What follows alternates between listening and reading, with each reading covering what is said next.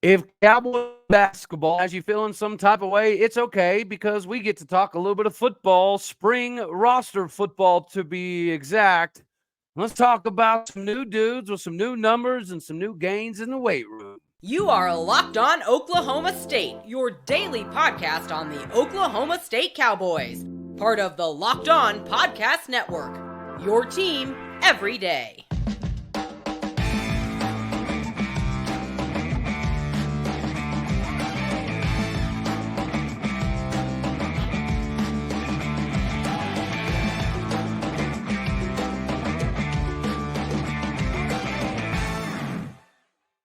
Howdy, y'all, and hello, all. Welcome back to Locked On Oklahoma State, your daily stop for all things Cowboy and Cowgirl related. My name is Cody Stovall. I want to thank you kindly for stopping by to make this your first listen. We're available on all of your podcasting platforms, visually as well on YouTube. Find me personally on X at All Day O State. Today, we're partially brought to you by Game Time Tickets.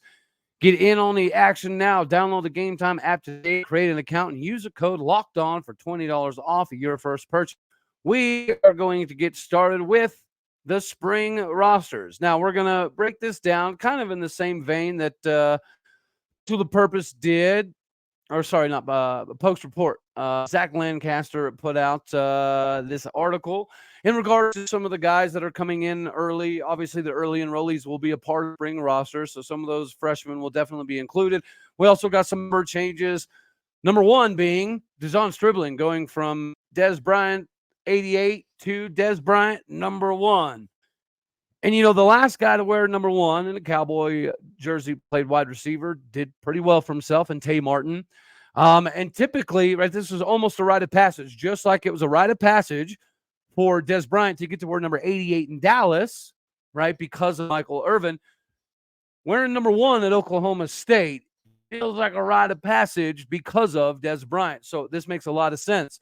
And then you also had Sesi Abalahi change his number from 20 to number 3. Ironically enough, he takes over for Jaden Nixon, and he takes Jaden Nixon's number 3 jersey away from him.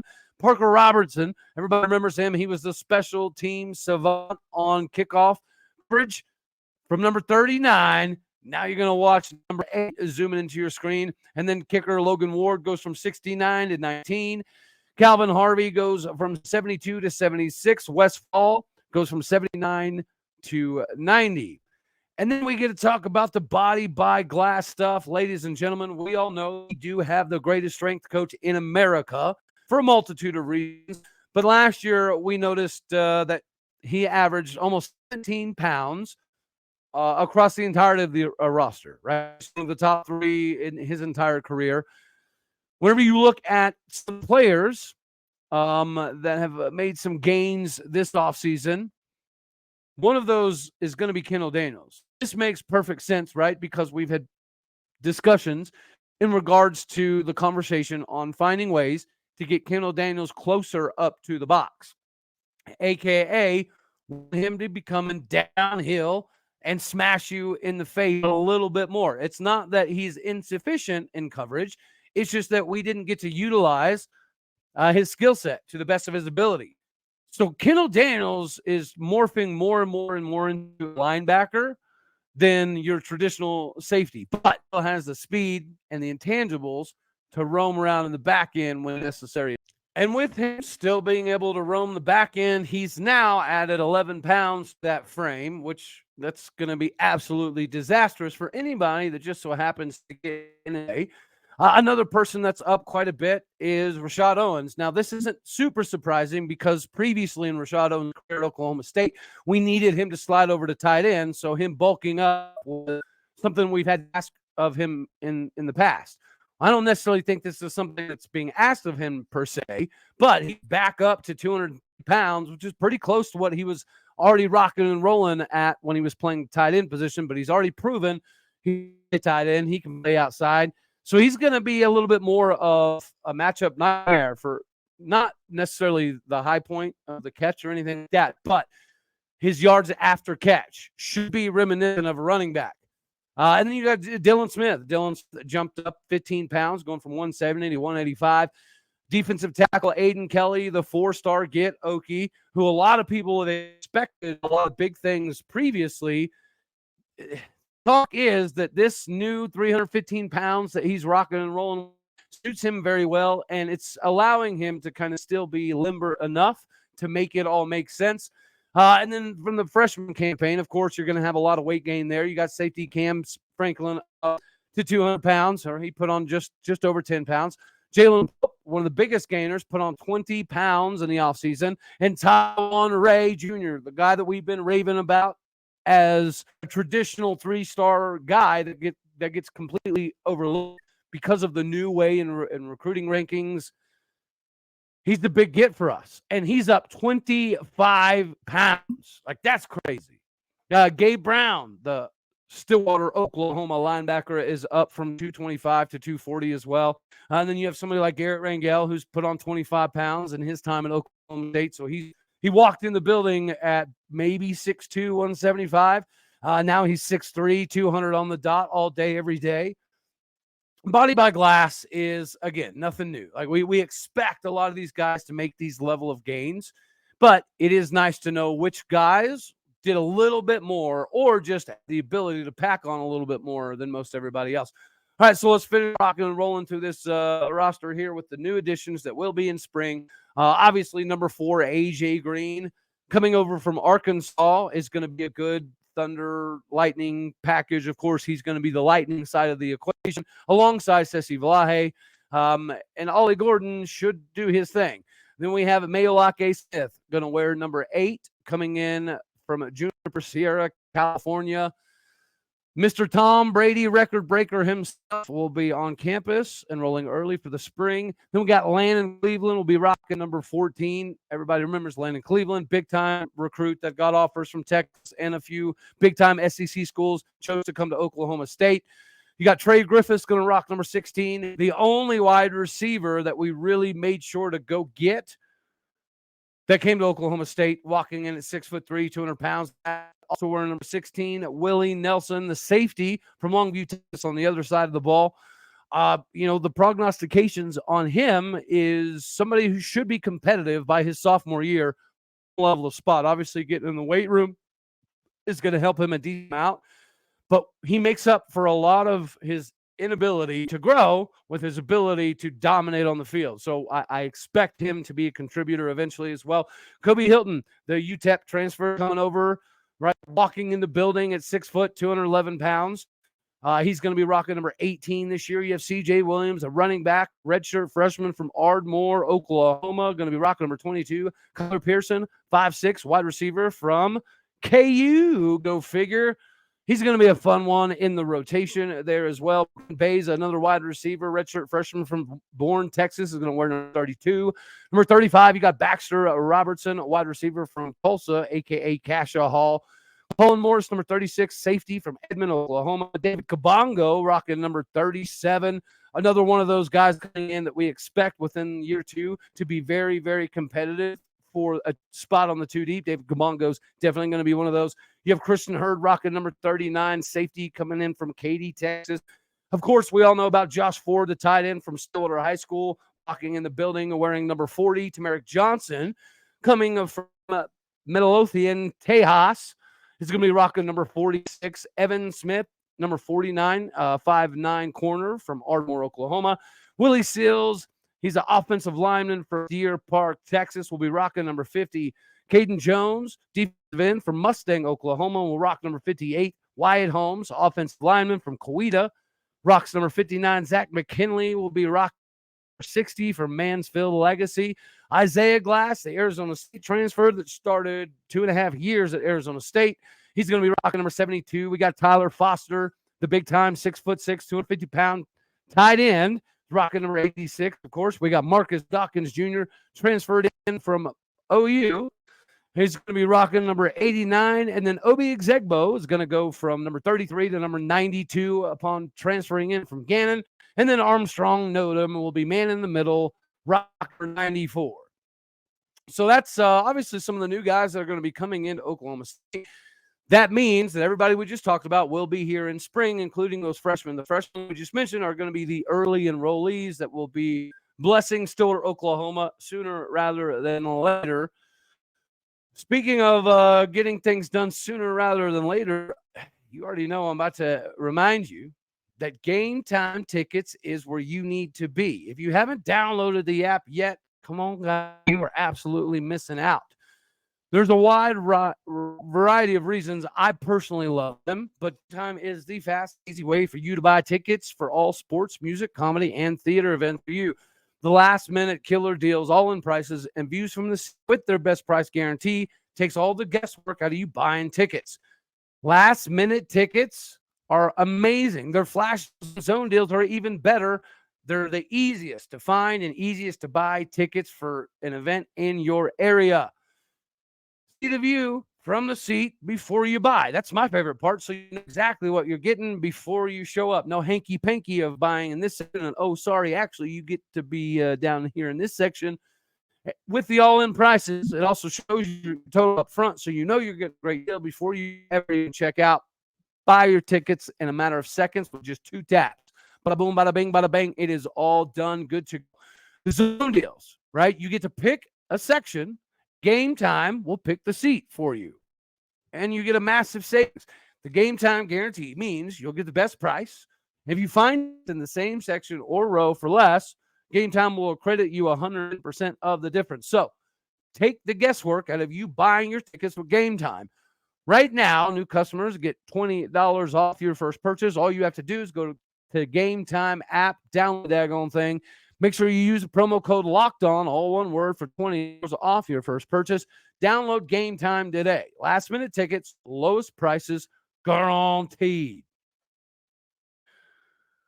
What is not guaranteed is being an American, and that is anywhere, right? Just being an All-American at almost any level is very difficult because that clearly means you're one of the best of the best of the best.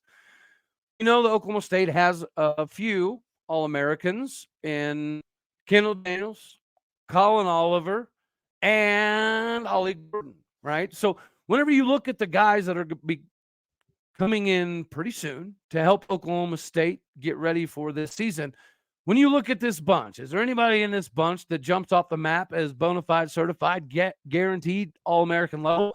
Well, I would say one for sure, and that's the number one. DeJon Stribling, because we only got to see a very small glimpse of what he could potentially possibly be. And him coming in at, 6'3", 205 pounds, this season is going to be massive for him. And of course, it should be very beneficial to the quarterbacks in the weight room, right? Of course, you've got Garett Rangel. We already know what Zane Flores was able to come in and do. And then Alan Bowman, he actually put on some weight as well, almost 11 pounds in the offseason. Maybe that'll make him a little bit more nimble of foot, or maybe it makes him a bulldozer that guarantees you should probably get out of his way. But DeJon Stribling could definitely be an All-American, not only because he has the size, he has the speed, he has the talent, but he has the work ethic to go alongside his rehab. He should be even better than the small glimpse that we got to see last season. And before he was injured, he was by far and away our best receiver. He was leading all receivers in almost all categories before the injury. The injury was early enough that not a lot of the world got to witness DeJon Stribling could bring to Oklahoma State.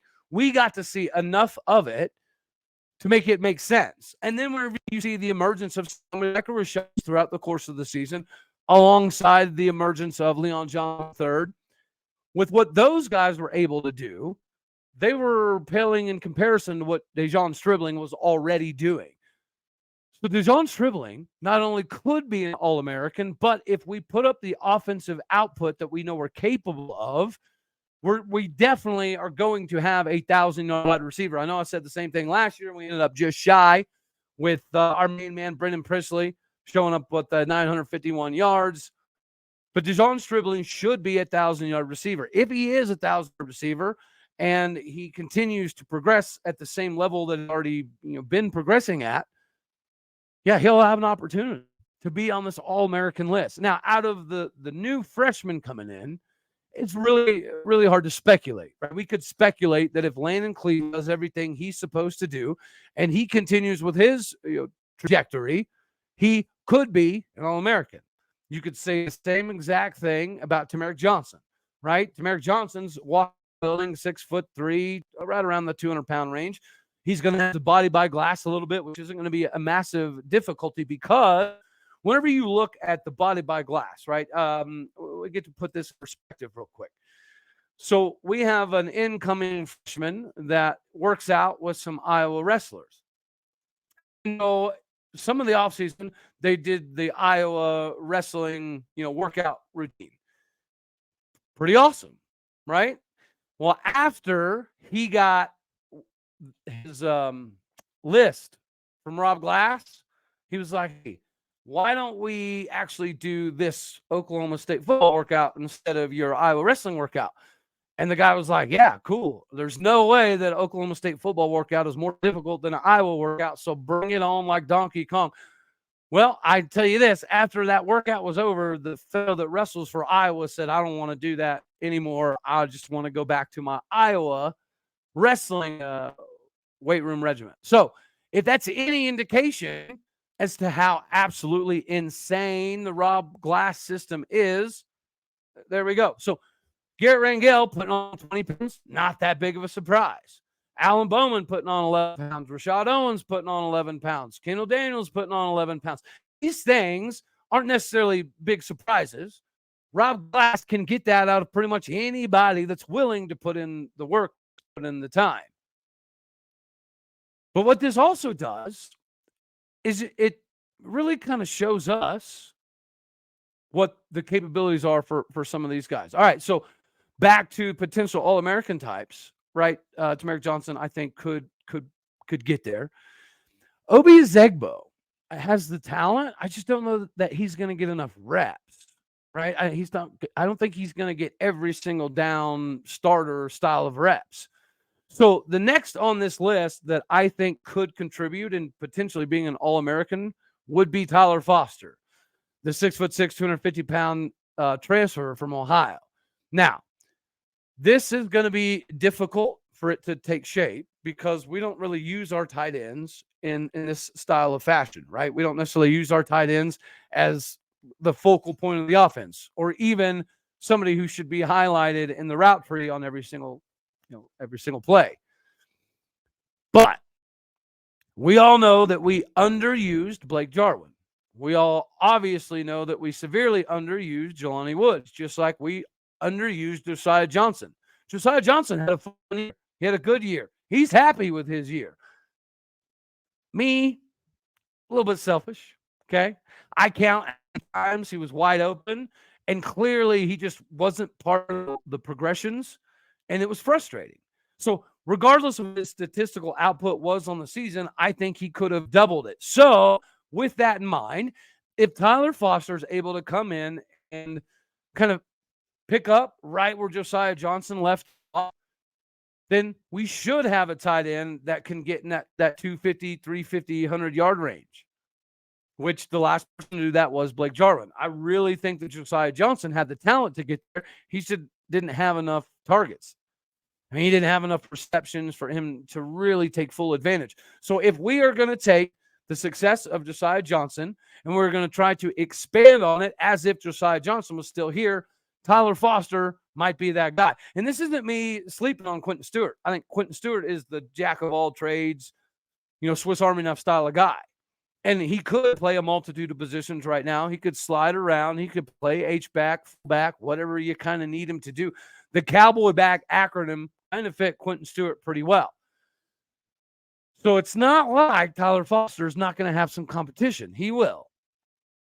But he has the size, the speed, the intangibles, and the athletic properties that have allowed him to transition from his time at Ohio into Oklahoma State so far pretty seamlessly. We'll obviously see how the spring goes.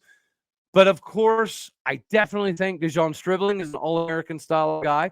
I think Tamarick Johnson could be. I think Landon Cleveland could be. But David Kabongo might be someday. Armstrong Nodum.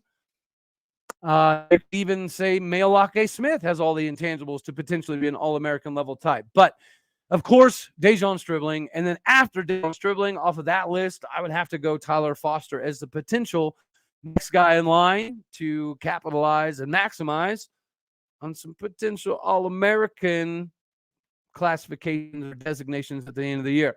Speaking of classifications and designations, once you classify or designate your bank account as a priority, before we talk about some of the coaches around the campus, let's talk about you coaching your wallet better by getting FanDuel. It is America's #1 sports book, and right now, new customers get $150 back in bonus bets with any $5 or more winning bet. That's 150 bones back in your wallet, in your pocket, if your $5 or more bet wins.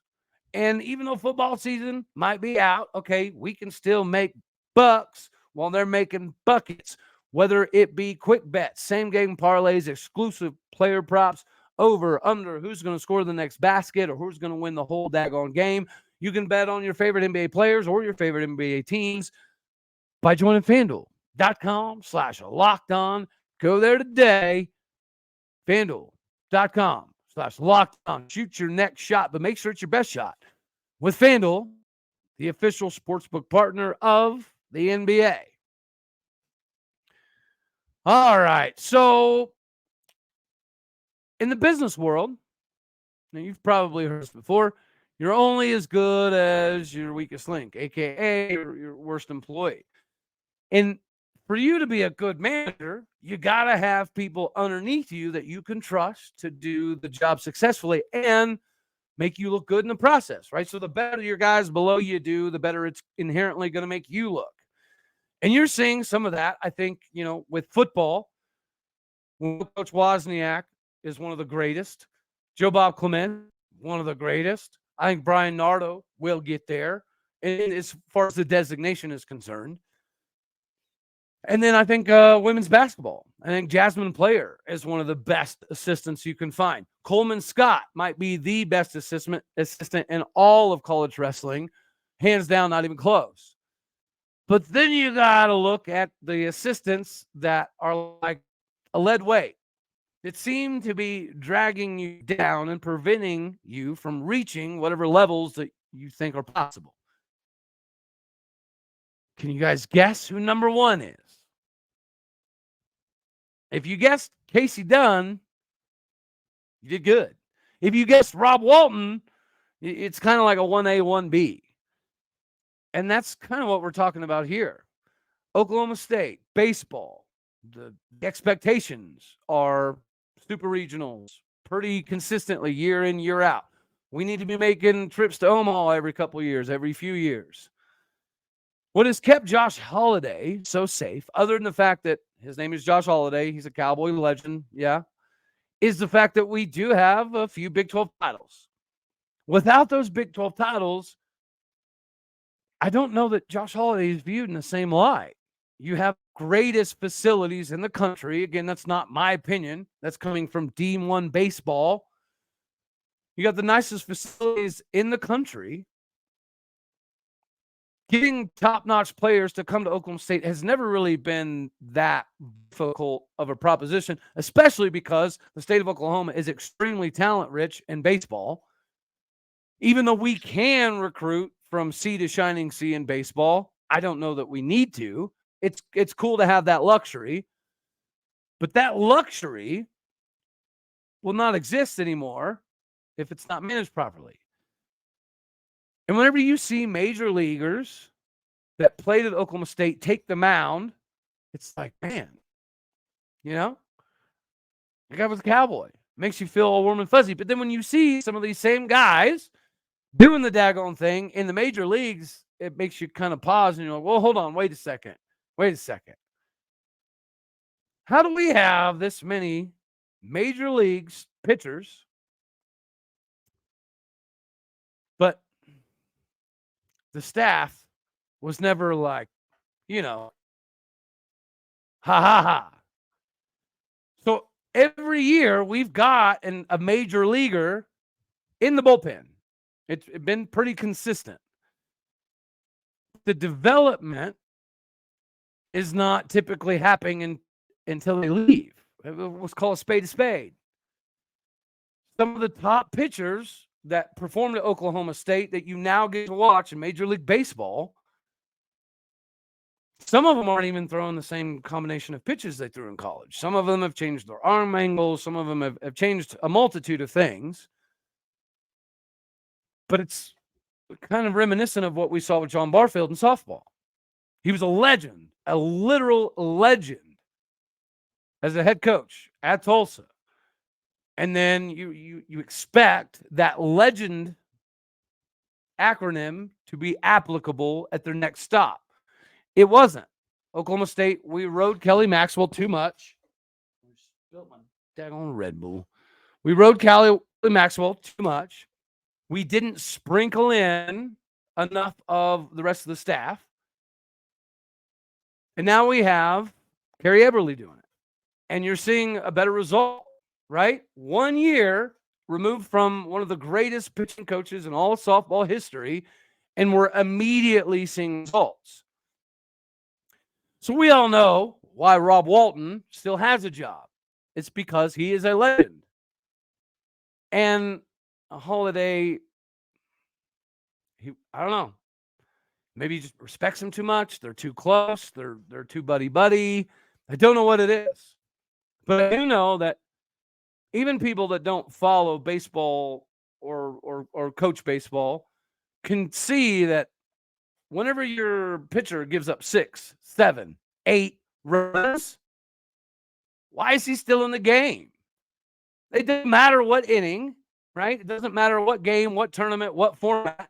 Anytime any pitcher starts giving up 6, 7 runs, especially in one inning, what are you doing?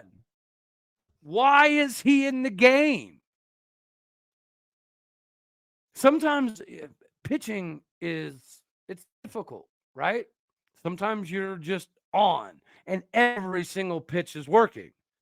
Sometimes you're just off and you have to lean on one pitch pretty heavily.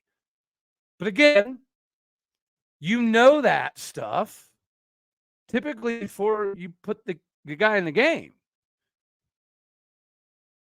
Like, I ask my pitchers all the time, what are you feeling? Right? What are you feeling right now? Is your sinker working? No. Okay. Is your slider working? No. Okay. Well, is your curveball? What do you feel right now, warming up, is your best pitch? Every pitcher knows what's working before they step on the mound. And sometimes while you're on the mound, you can kind of figure out some stuff. But the scuffs on the ball matter. The depth of the laces matter. How new or old the ball is. It matters. These little things matter to pitchers. And it matters because spin rate matters. You don't have to be an expert. You don't have to be a pitching coach to visibly see this ain't working. Oh, they hit 3 home runs and 2 doubles. Well, let's give them a couple more batters. No. It's the same thing with Casey Dunn, offense coordinator. If you've put up 13 points the entire game, you got to do something. You have to do something different. You can't run the same things you've been running. Adjusting on the fly is what makes assistants good. Why I love Brian Nardo. Well, the second and third quarters of several games, we had our doors blown off.